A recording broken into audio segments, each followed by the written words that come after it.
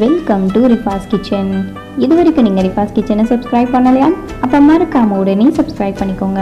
கூடவே இருக்க பெல் ஐக்கானையும் கிளிக் பண்ணிக்கோங்க. அப்போ தான் நம்ம சேனலில் வர அப்டேட் உங்களே உடனுக்குடன் வந்து சேரும். இன்றைக்கி நம்ம என்ன பார்க்க போகிறோன்னா, ரமலான் மாதங்களில் ரொம்ப ஃபேமஸான நோன்பு கஞ்சி வீட்டிலையே எப்படி செய்யலான்னு பார்க்க போகிறோம். இந்த சுச்சுவேஷனில் லாக்டவுனில் இருக்கனால நம்மளால் நோன்பு கஞ்சி பள்ளிவாசலில் வாங்க முடியாது. இன்ஷா அல்லாஹ் நீங்கள் இந்த கஞ்சியை நீங்கள் ட்ரை பண்ணி பாருங்கள். இதுக்கு தேவையான பொருட்கள் என்னென்னு பார்த்துடலாம்.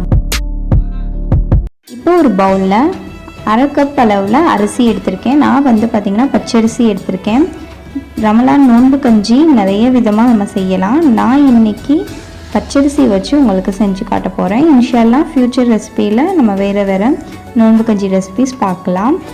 நெக்ஸ்ட்டு பார்த்திங்கன்னா பாசிப்பருப்பு 1/4 கப், அதாவது 50 கிராம் அளவில் 1/4 கப் அளவில் நான் பாசிப்பருப்பு எடுத்திருக்கேன். இதோட 1 டேபிள் ஸ்பூன் அளவில் கடலைப்பருப்பு எடுத்திருக்கேன். இப்போ இது எல்லாமே நான் ஊற வைக்கிறதுக்காக தான் ஒரு பவுலில் சேர்த்துருக்கேன்.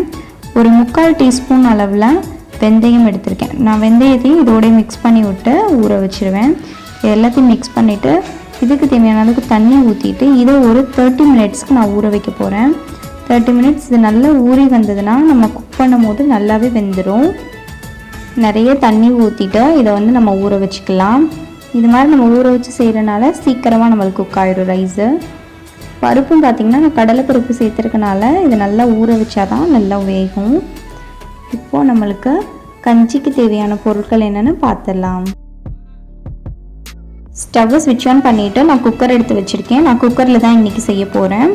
குக்கர் கொஞ்சம் சூடானதும் இதோட 2 டீஸ்பூன் அளவில் நெய் ஆட் பண்ணியிருக்கேன். நெய் நல்லா சூடாகணும். நெய் நல்லா மெல்ட் ஆகிற வரைக்குமே இதை நீங்கள் சூடுபடுத்துங்க. நெய் நல்லா ஹீட் ஆனதும் இதோட 2 டேபிள் ஸ்பூன் அளவில் ஆயில் ஆட் பண்ணியிருக்கேன். ஆயில் உங்களுக்கு தேவையான அளவுக்கு நீங்கள் ஆட் பண்ணிக்கலாம்.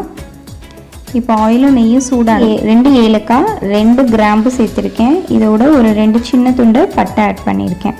இது எல்லாமே ஃப்ரை ஆகிட்டு இருக்கையில் ஒரு 4-5 பூண்டு ஆட் பண்ணியிருக்கேன். 2 பச்சை மிளகாய் ஆட் பண்ணியிருக்கேன். 1 டீஸ்பூன் அளவில் ஜீரகம் ஆட் பண்ணியிருக்கேன். இப்போ இது எல்லாமே நல்லா ஃப்ரை ஆகிட்டு இருக்கையில் ஒரு வெங்காயம், ஒரு 4-5 சின்ன வெங்காயம் ஃபைன் சாப் பண்ணி வச்சுருக்கதை இதோட ஆட் பண்ணிக்கிற போகிறேன். இது எல்லாமே நல்லா ஃப்ரை ஆகணும். வெங்காயம் பார்த்திங்கன்னா நல்லா வதங்கணும்லாம் அவசியம் இல்லை, கோல்டன் ப்ரௌன் ஆகணும்னு அவசியம் இல்லை. ஜஸ்ட் அது நல்லா கண்ணாடி பதத்துக்கு லைட்டாக வெந்து வந்தாலே போதும். லைட்டாக மிக்ஸ் பண்ணி விட்டுட்டு இதை கொஞ்சம் நேரம் வேக விடலாம். வெங்காயம் கொஞ்சம் குக்காகி வர இந்த டைமில் இதோட இஞ்சி பூண்டு பேஸ்ட்டு 1 டீஸ்பூன் அளவில் நான் சேர்த்துருக்கேன். இஞ்சி பூண்டு பேஸ்ட்டு நிறைய சேர்க்கணுன்னு அவசியம் இல்லை. இது எல்லாத்தையுமே நல்லா மிக்ஸ் பண்ணி விட்டுக்கிறேன். இஞ்சி பூண்டு பேஸ்ட்டோட ராஸ்மெல் போனதும் ஒரு சின்ன தக்காளி ஆட் பண்ணிக்கிறேன். ஸ்லைஸ் பண்ணி வச்சுருக்கதை அதை இதோடு நல்லா மிக்ஸ் பண்ணி விட்டுக்கிறேன். தக்காளி நல்லா மசிஞ்சு வேகணும்னு அவசியம் இல்லை. ஜஸ்ட் உங்களுக்கு லைட்டாக குக் ஆனாலே போதும். இதோட இதுக்கு தேவையான அளவுக்கு உப்பு நான் 1 டேபிள் ஸ்பூன் உப்பு ஆட் பண்ணியிருக்கேன். ஒரு 1/4 டீஸ்பூனுக்கும் கம்மியாக மஞ்சள் தூள் ஆட் பண்ணியிருக்கேன். இது உங்களுக்கு ஆப்ஷனல் தான். இதோட புதினா கொத்தமல்லி ஃபைன் சாப் பண்ணி வச்சுருக்கதையும் இதோட ஆட் பண்ணிவிட்டு நல்லா மிக்ஸ் பண்ணி விட்டுக்கிறேன். இது லைட்டாக ஸ்டிர் ஃப்ரை ஆகட்டும். ஸ்டிர் ஃப்ரை ஆனதும் இதுக்கு தேவையான அளவுக்கு தண்ணி சேர்த்துடலாம். தண்ணி நான் 1 டம்ளர் ரைஸ் நீங்கள் எடுத்தீங்க அப்படின்னா நீங்கள் கஞ்சின்றனால 3 டம்ளர் தண்ணி ஆட் பண்ணிக்கோங்க. அப்போ தான் கஞ்சிக்கு ரொம்பவே நல்லாயிருக்கும். இல்லைனா ரொம்ப திக்காக இருக்கும். தண்ணி கொஞ்சம் இதாக சேர்த்துக்கிட்டிங்கன்னா தான் கஞ்சி பதத்தில் இருக்கும்.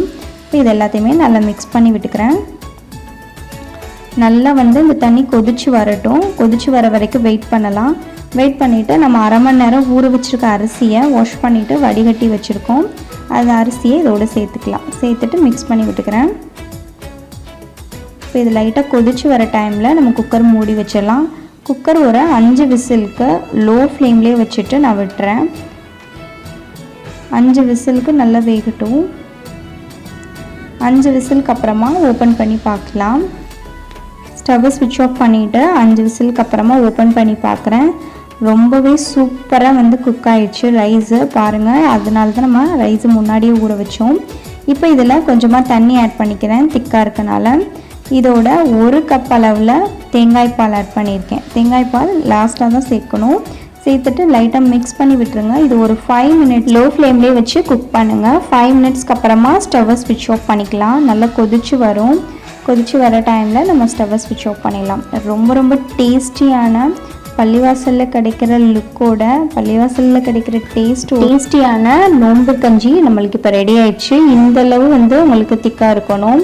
ரொம்பையும் தண்ணி சேர்த்துறாதீங்க. இந்தளவு இருக்கணும். உங்களுக்கு இன்ஷால்லா நெக்ஸ்ட் வீடியோவில் நான் கறி கஞ்சி எப்படி செய்யலாம் அப்படிங்கிறத இன்ஷால்லா போஸ்ட் பண்ணுறேன்.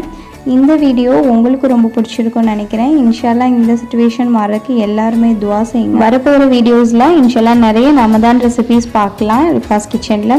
இன்ஷால்லா ரிஃபாஸ் கிச்சனில் ஸ்டே டியூனாக இருங்க. இந்த வீடியோ உங்களுக்கு ரொம்ப பிடிச்சா மறக்காமல் லைக் பண்ணுங்கள், கமெண்ட் பண்ணுங்கள். உங்களோட ஃபேமிலி அண்ட் ஃப்ரெண்ட்ஸ்க்கு மறக்காமல் ஷேர் பண்ணுங்கள். ரிஃபாஸ் கிச்சனை சப்ஸ்கிரைப் பண்ணுங்கள். தேங்க்யூ ஸோ மச் ஃபார் வாட்சிங்.